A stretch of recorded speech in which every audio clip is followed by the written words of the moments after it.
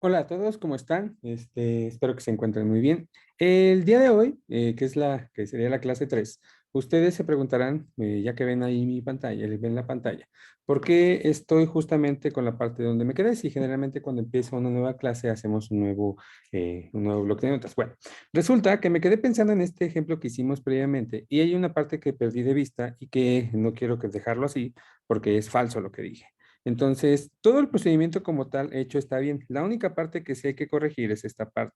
Entonces, lo voy a borrar y van a ver la razón de por qué aquí me equivoqué.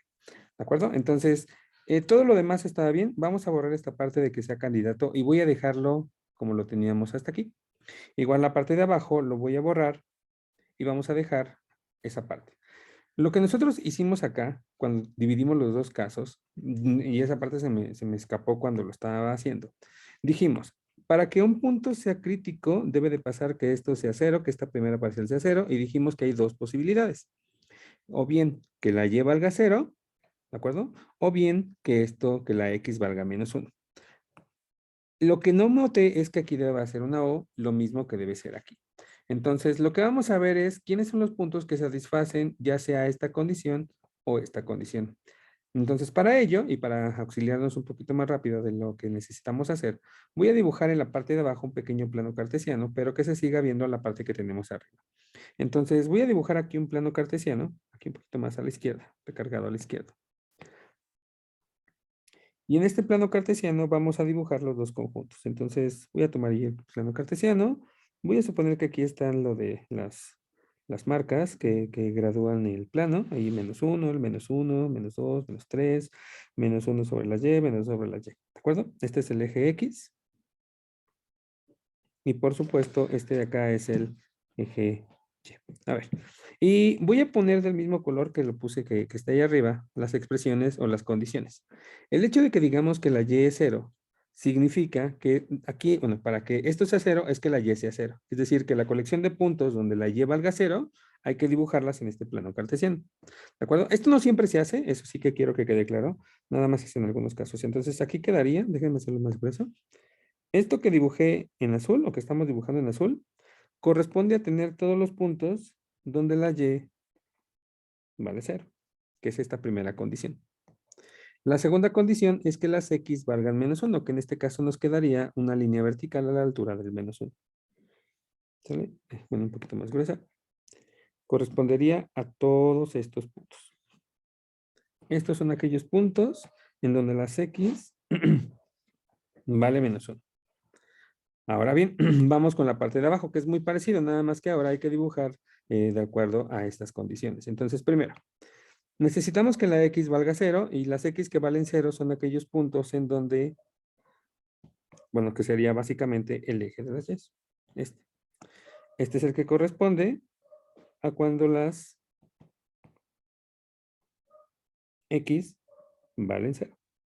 Y me falta por dibujar aquellos puntos donde la y vale menos uno, que si ustedes observan es una línea horizontal, que sería esta de ahí, esta. Y igual a menos uno. Entonces, en resumen, la parte azul me garantiza que la parte azul me garantiza que la parcial con respecto de la x es igual a cero. Y la parte verde me garantiza que la parcial, o sea, todos los puntos de la parte verde me garantizan que la parcial con respecto de la y también es cero. Como nosotros queremos que tanto este como este se cumplan al mismo tiempo, habría que ver en dónde la parte azul y la parte verde están coincidiendo. Creo que no es difícil convencerlos de que los puntos donde se están intersectando estos dos conjuntos son precisamente este. O sea, en este condicionamos este punto, cumple tanto lo verde como lo azul. ¿Sale? Lo voy a poner para que no se pierda. La parte verde corresponde a aquellos puntos donde la parcial con respecto de la y es igual a cero. Y dijimos que la parte que está en azul son todos aquellos puntos donde la parcial con respecto de la x es igual a cero. Y entonces estoy viendo en qué puntos están en común porque yo necesitaba, repito, que ambos fueran cero. Entonces, aquí hay dos puntos.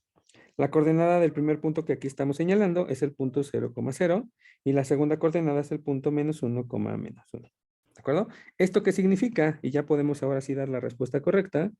Por tanto, los únicos puntos críticos de la función, los únicos puntos críticos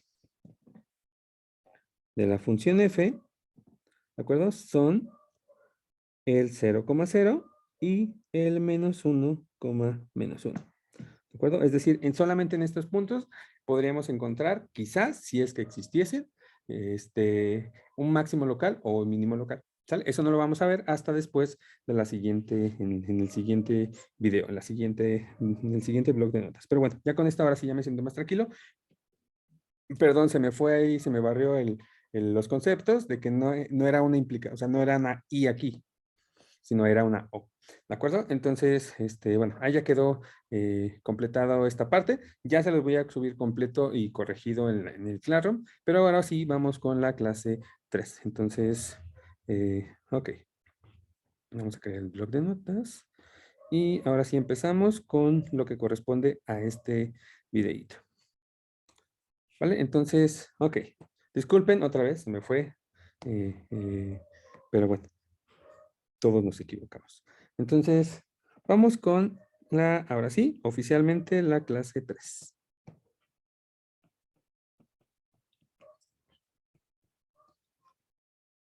Denme un segundo.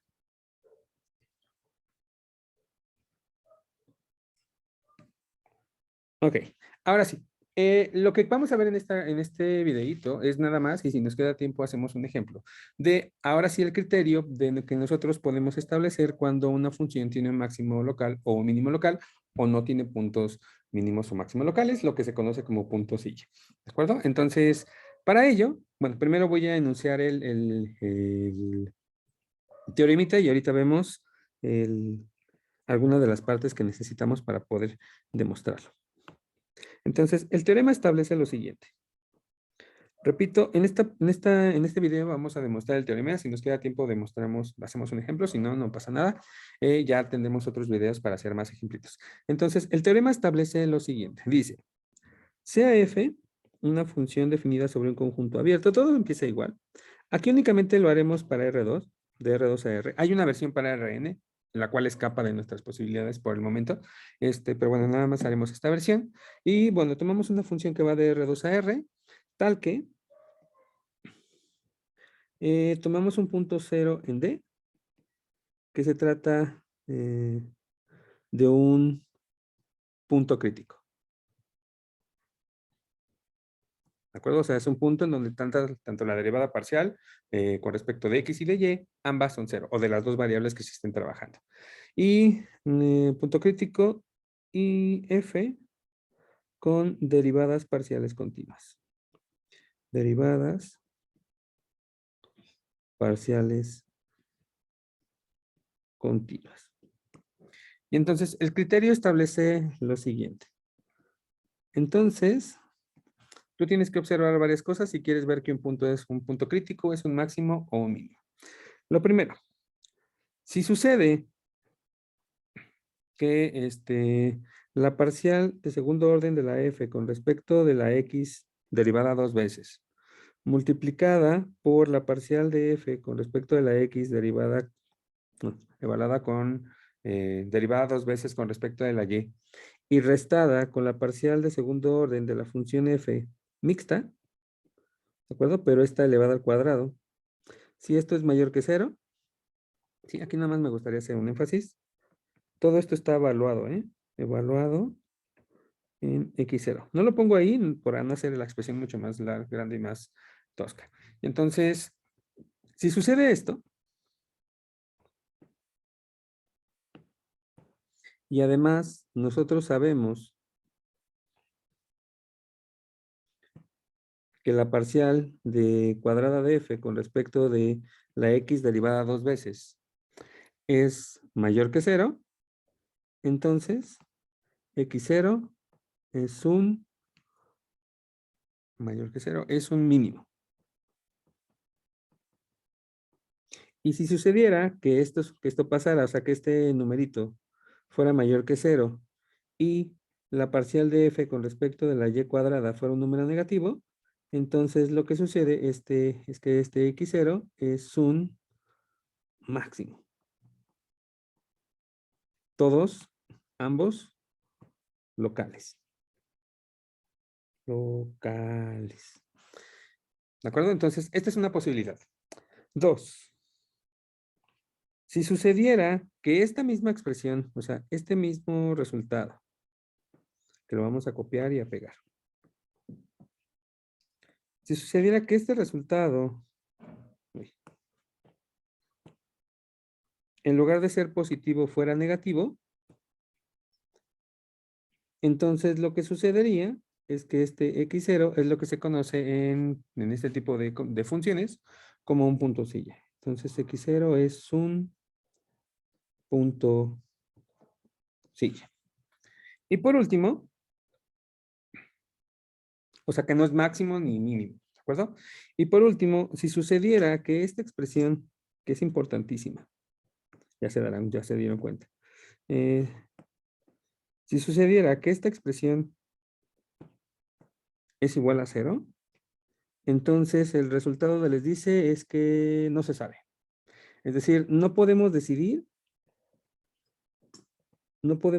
si en este caso hay un punto máximo o un punto mínimo. Hay ejemplos en donde esto sucede y hay un punto mínimo, o puede ser máximo, o incluso puede ser un punto silla. O sea, el hecho de que quede 0 no nos dice nada, no nos da ninguna información como tal. Por eso es que ponemos ahí el pequeño símbolo de que no se sabe.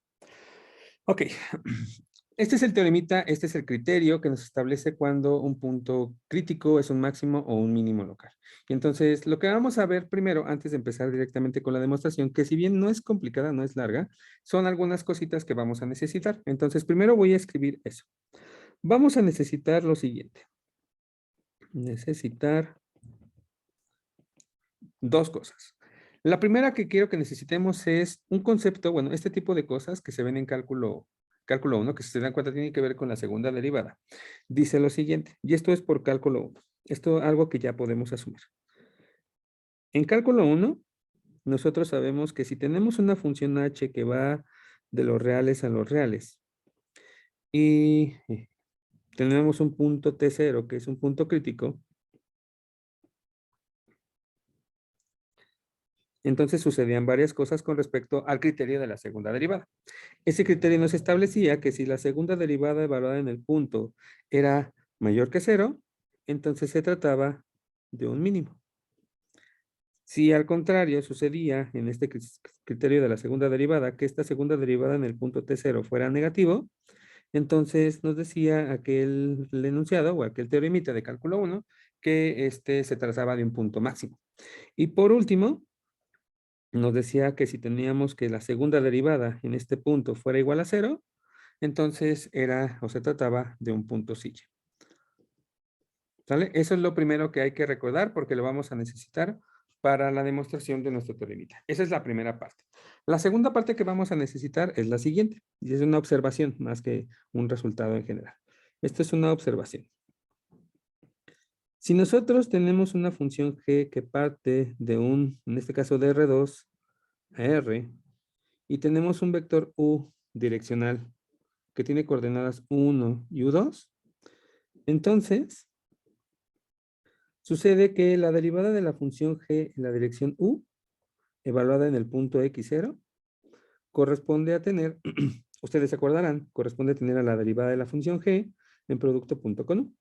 Eso significa que nos quedaría la parcial de g con respecto de la x, coma, la parcial de g con respecto de la y, un producto punto por u1 y u2. Repito, todo esto está evaluado. Está evaluado en x0. O sea, no lo pongo. O sea, aquí tendría que poner x0 y aquí la barrita y aquí x0. Pero bueno, se hace muy tardado. Pero por eso no lo pongo. Pero hay que entenderlo. Eso significa que la derivada, bueno, ya regresando a lo que estaba, eso significa que esto es u1 por la derivada de parcial de g con respecto de x en x0, evaluada en x0, más u2 por la parcial de g evaluada en x0, bueno, la parcial con respecto de y evaluada en y x0. ¿De acuerdo? Estas dos cosas las vamos a necesitar. Recuérdenlo muy bien. La derivada direccional de cualquier función en un punto x0 se puede expresar así, siempre y cuando tengo yo las coordenadas de mi vector de dirección. ¿Vale? Entonces, ahora sí, con esto en mente, ya podemos empezar nuestra prueba. Entonces, la prueba va de la siguiente forma. Vamos con la prueba.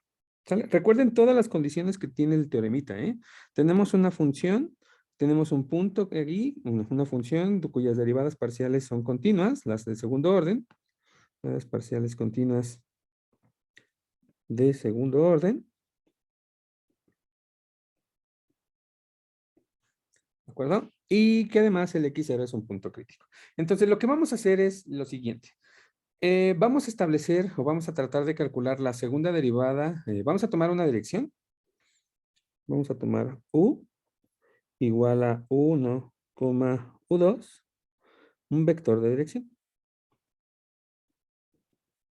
Dirección. Y entonces lo que vamos a hacer nosotros es tomar ese punto, voy a ponerlo aquí en un dibujito. Vamos a dibujar un círculo. Entonces, nosotros aquí tenemos x0 y nosotros pues, lo que estamos haciendo es tomar a la u como el vector de dirección. Bueno, una dirección tal cual. ¿Sale? Una u de dirección. Y entonces, si se dan cuenta, lo que estamos haciendo es, o lo que vamos a hacer es restringirnos nada más a los puntos que viven sobre esta línea. O sea, es decir, nos vamos a fijar únicamente en la derivada direccional de esta función. Cuando nosotros hacemos eso, cuando nos estamos fijando únicamente en esta línea, si se dan cuenta, todo se puede poner en términos de una sola variable. De hecho, todos los puntos de aquí son aquellos que tienen la forma de x0 más h veces el vector de dirección. Y es justamente esta expresión la que se ocupa para calcular la derivada direccional de la función. Entonces, lo que nosotros vamos a demostrar es que si esto lo vemos, o sea, si tomamos todos los puntos sobre esta línea, viendo que solamente se mueve sobre una sola variable, vamos a ver qué es lo que tiene que cumplir para que la segunda derivada ya sea mayor que cero o menor que cero, y ya con eso poder garantizar que se alcanza un máximo o un mínimo. Repito, voy a tomar todos estos puntos, voy a tomar solamente una variable que me los caracterice a todos ellos. Vamos a calcular la segunda derivada de los puntos en esta dirección y vamos a ver qué condiciones debe de cumplir para que para que esta segunda derivada sea positiva y negativa y que ocupando este criterio de cálculo 1 nos establezca si es un máximo o es un mínimo. ¿De acuerdo? Entonces, es lo que vamos a hacer. Entonces lo vamos a escribir para que no quede de ahí nada más en el aire. Entonces vamos a encontrar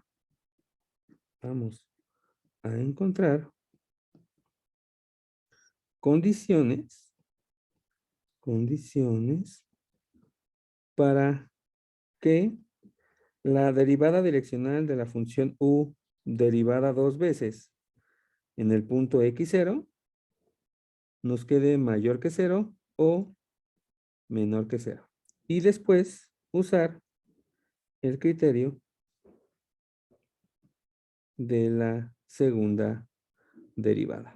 ¿De acuerdo? Porque si se dan cuenta, lo estamos haciendo en una sola dirección y estamos derivando dos veces en la misma dirección. Por eso es que vamos a tratar de investigar eso y ya ocupando el criterio ya podemos establecer, repito, si es máximo o es mínimo. Entonces, basta de bla, bla, bla. Vamos con las cuentitas. Ok, aquí sí es importante, vamos a hacerlo con calma. Entonces, primero, esta parte de aquí yo creo que la vamos a poner de un color verde clarito. Déjame ver si esto se alcanza a distinguir. Yo creo que, uy, no me gusta tanto, mejor lo voy a cambiar por este de acá. No me gusta tampoco. Este me gusta más. Todo esto lo vamos a poner en color verde. Y la parte izquierda la vamos a poner en un color un poquito más claro, yo creo que en este color. ¿De acuerdo? Nada más para distinguir cuándo vamos a ocupar uno y cuándo vamos a ocupar otro. Entonces, ok, primero, por lo que está en la parte verde, ¿de acuerdo? Tenemos que la derivada direccional de la función u de la función, bueno, la derivada de f en la dirección u en x0 quedaría como u1 por la parcial de la función f con respecto de x más u2 por la parcial de la función f con respecto de la y. ¿De acuerdo? Es básicamente lo que hicimos hace un momento. Repito, todo esto, en lugar de la F, de la G, estamos ocupando la F y aquí tómenlo en cuenta, esto se está evaluando en X0. Entonces, ok, ya tenemos esta derivada.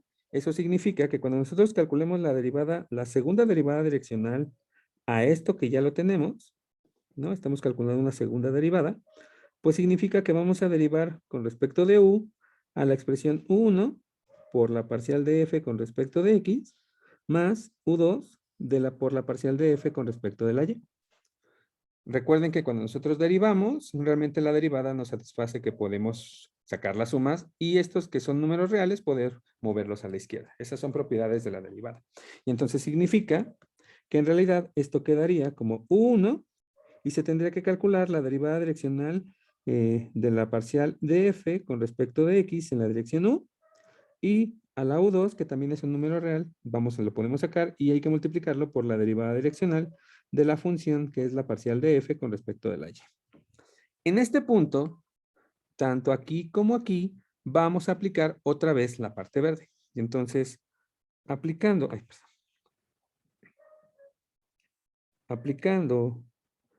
la parte verde otra vez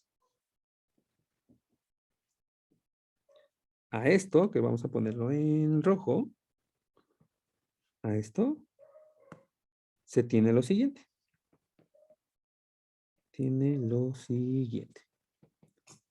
Pues bueno, vamos a hacerlo uno por uno.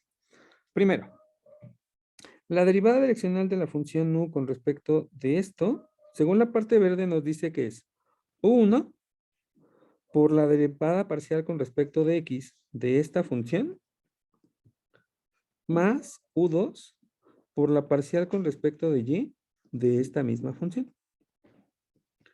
¿De acuerdo? Entonces, no es una multiplicación, estamos derivando parcialmente a esto y estamos derivando parcialmente con respecto de y a esto. Ocupando la notación, en realidad esto es 1 por la parcial de segundo grado de la misma función f.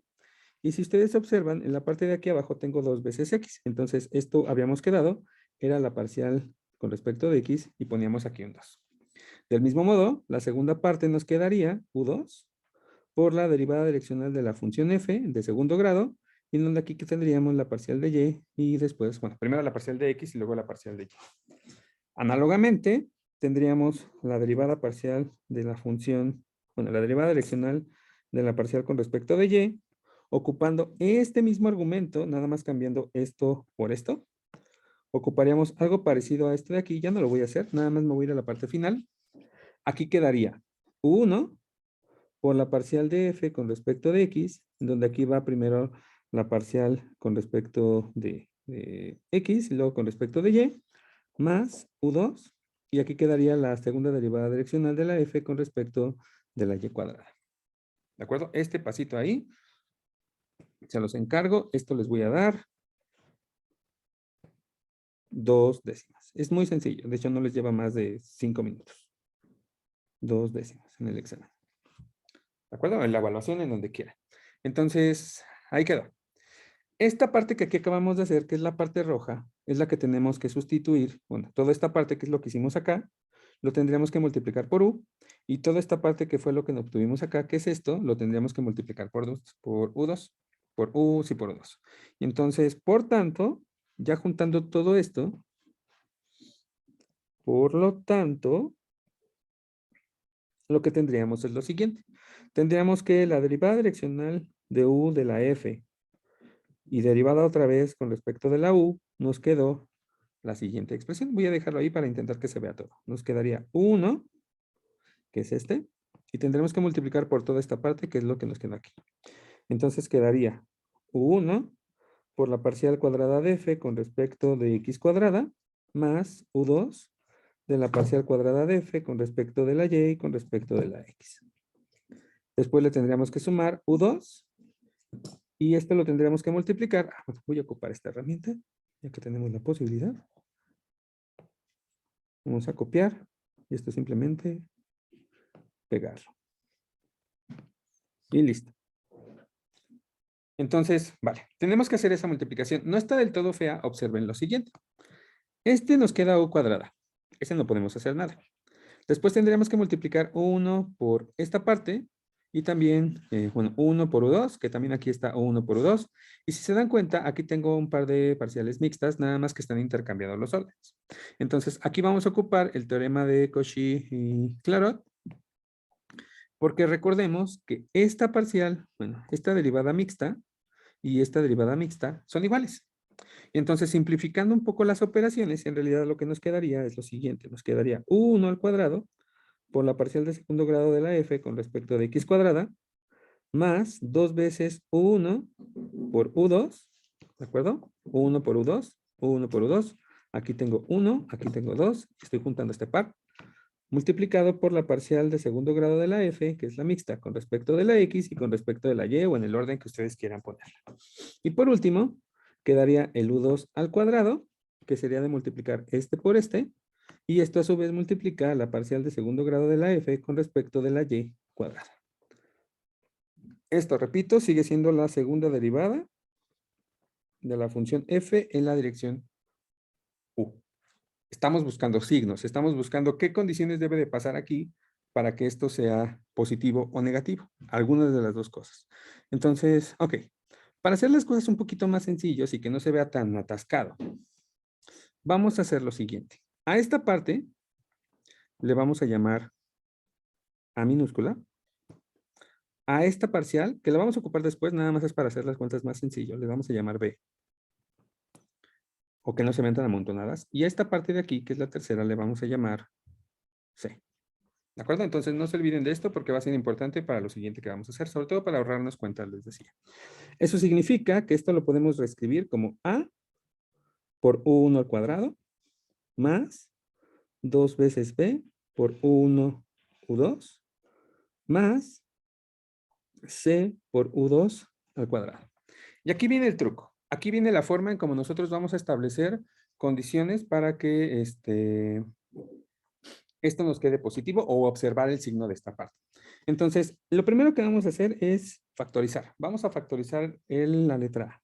Y entonces nos quedaría A, y en un paréntesis quedaría U1 al cuadrado, más 2 veces B sobre A por U1, U2, más C sobre A multiplicada por U2 al cuadrado. ¿De acuerdo?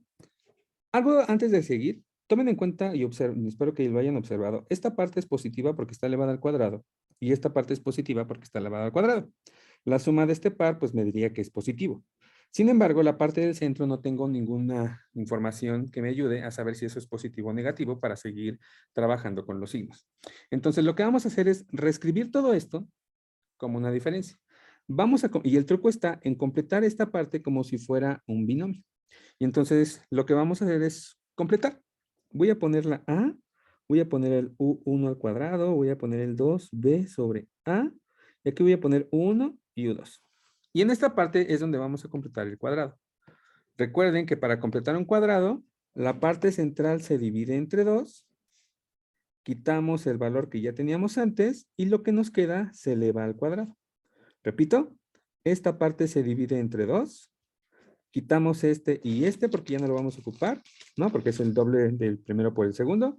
Y lo que nos quede lo vamos a elevar al cuadrado. Entonces, al hacer esto, si ustedes observan, si esta parte la dividimos entre 2 y quitamos esto, nos va a quedar, y elevamos al cuadrado, tendríamos que sumar b cuadrada sobre a cuadrada por u2 al cuadrado. Eso ya completaría nuestro cuadrado. Y si no queremos afectar las cosas, entonces tendremos que restar lo mismo. B cuadrada sobre A cuadrada por U2 al cuadrado. El otro que ya estaba antes, que era la C sobre A, pues eso no hay que moverle nada. Ese ya tenemos su signo. ¿Vale? Esto que acabamos de hacer nos establece, o ya con esto podemos asegurar, que esta parte es un trinomio cuadrado perfecto. Entonces, como buen trinomio cuadrado perfecto, la factorización de eso quedaría de la siguiente forma. Quedaría U1 más B sobre A por U2, todo elevado al cuadrado, ¿sale? Esto simplemente es factorización. Y la segunda parte, que es esto de aquí, si ustedes notan, nos quedó este U2 y este U2 también, que ambos están al cuadrado. Entonces quedaría en un paréntesis C sobre A menos B cuadrada sobre A cuadrada. Todo esto multiplicado por U2 al cuadrado. En otras palabras, esto quedaría como A. Todo esto no lo voy a dejar exactamente igual. Aquí no voy a cambiar nada. Nada más me interesa la segunda parte. Que aquí quedaría C cuadrada menos B cuadrada. Todo dividido sobre A cuadrada por U2 al cuadrado. Ok, ya estamos muy cerca de terminar. Ya nada más nos falta la parte en donde vamos a establecer, ay, perdón, aquí no es c cuadrada, aquí es c por a. ¿Sale? Lo único que hice fue multiplicar por a para tener a cuadrada, entonces multiplico por a. ¿Vale? Entonces, ahí perdón por la distracción. Ok, ya con esto podemos establecer condiciones para que esta parte nos quede positiva o negativa. Primero, me interesa que sea positiva para poder establecer, según lo que hicimos en la primera parte, que sea positiva para poder garantizar que es un mínimo. Y entonces, para que sea positiva, observemos lo siguiente. Esto ya es positivo, esto ya es positivo, la parte de abajo es positivo. Entonces, si quiero que todo sea positivo, este tiene que ser positivo y este tiene que ser positivo. Y entonces vamos a escribirlo. Por tanto,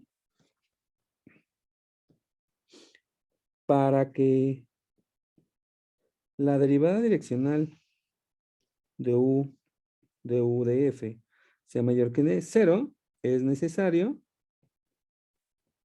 que 1, esta parte, bueno, esto de aquí sea positivo y esto sea positivo.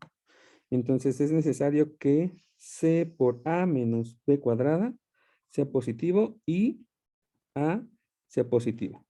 Y entonces ya tendríamos que en X0 hay un mínimo. Y esto sucedería por lo establecido en la parte azul, lo que pusimos acá. ¿De acuerdo? Ya establecemos condiciones donde esto sea positivo. En otras palabras, necesitamos que, y aquí es donde vamos a recuperar, C, recuerden que era, bueno, C y A, A era la parcial cuadrada de F con respecto de X cuadrada evaluada en X0, C era la parcial cuadrada de F con respecto de Y cuadrada, y la B era justamente la mixta, era la parcial cuadrada de F con respecto de la X y con respecto de la Y, o en el orden que nosotros queramos, y esto queremos que sea positivo, y que la A, que otra vez es la parcial cuadrada de F con respecto de X cuadrada evaluada en el punto, sea positivo. Con estas condiciones, con esto que está aquí, es decir,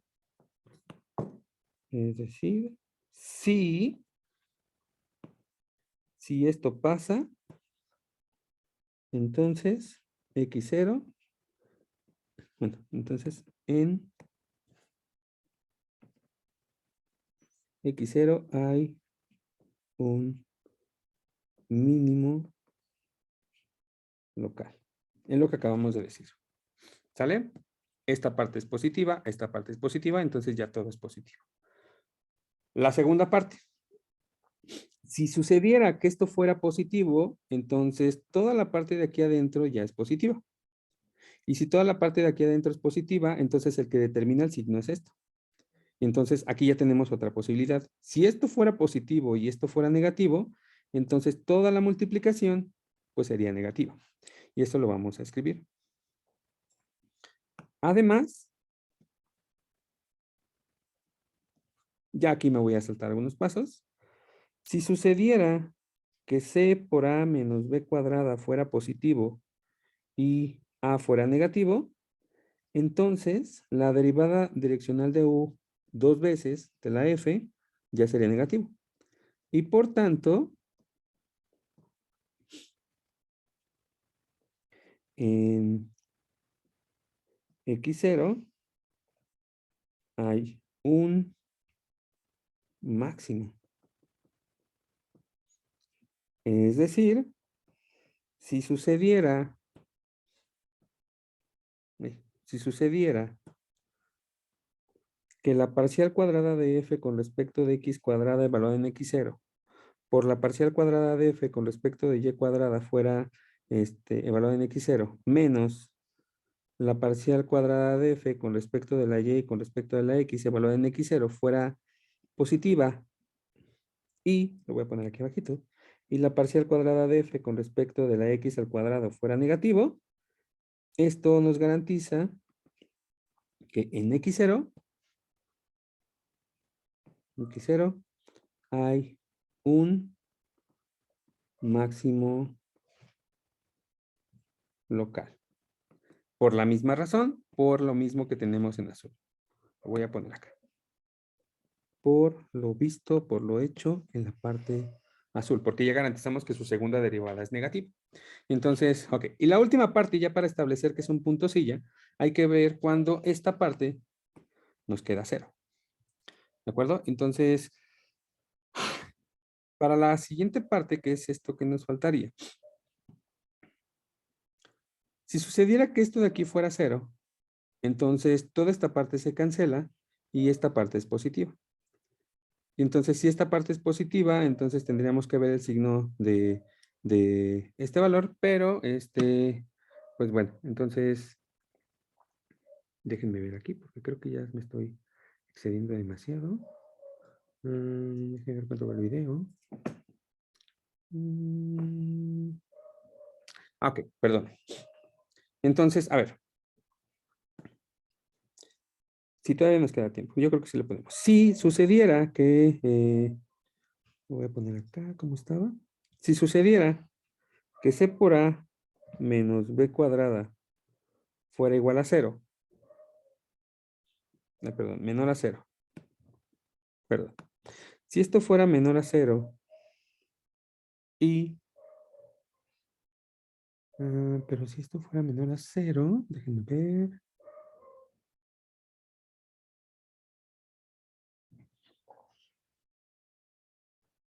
Ok, no, yo creo que aquí le vamos a dejar ya para que no extenderlo. Y con esto ya tenemos nuestro criterio. Vale, las otras partes quedan de forma muy similar, pero bueno, para no hacer más largo el video, igual y veo si en en el siguiente video lo demostramos o si no, ya mejor empezamos con los ejemplitos. Entonces, aquí le voy a dejar para no hacerlo más largo y ahorita lo pienso bien y veo si lo completamos con lo que nos faltan o ya lo dejamos así para empezar a hacer los ejemplos. Entonces, ahorita nos vemos. Chao.